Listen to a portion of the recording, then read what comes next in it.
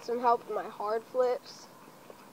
I have my kick flips down and my front side shove. Great.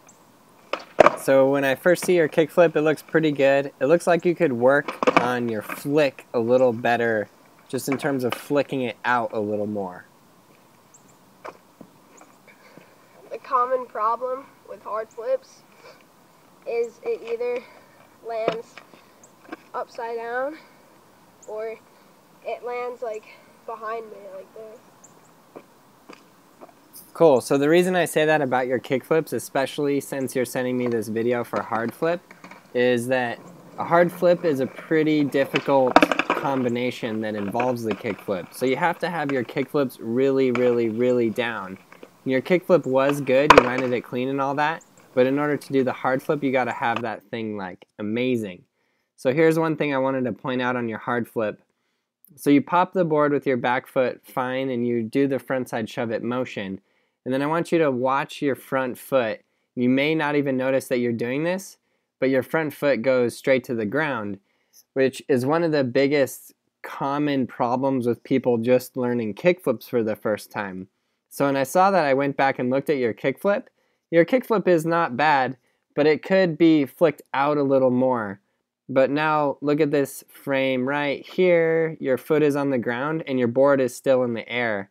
And that's the biggest problem.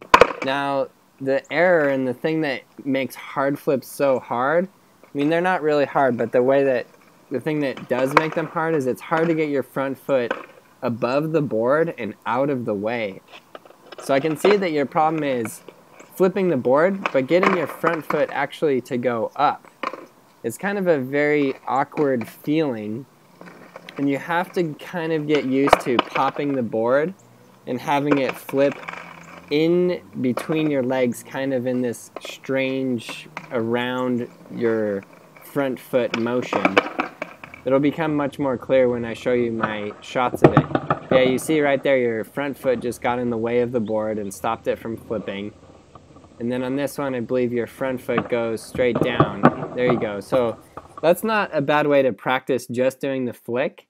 But here, look at my front foot. It goes up. And then the board kind of goes around. This is, like I said, a very awkward motion because your front foot is flicking off of that side, but your board also has to shove it in that direction. But again, watch my front foot. It goes up and then catches the board. See, your front foot is going down to cause the spin, which is never the correct direction because you don't want your foot to go down and then have to bring it back up and around the board to land on top. You always want your feet on top of the board, obviously. So that's a good angle for the flick. So you see the flick, my front foot goes out, like up and out. The back foot shoves the front shove, and then my front foot comes around and catches the board. At first, the hard flip just feels really awkward and weird. And it's really hard to jump and keep the board underneath you. That's the real trick to it. And on the hard flip, there's no like second guessing. It's like you have to commit.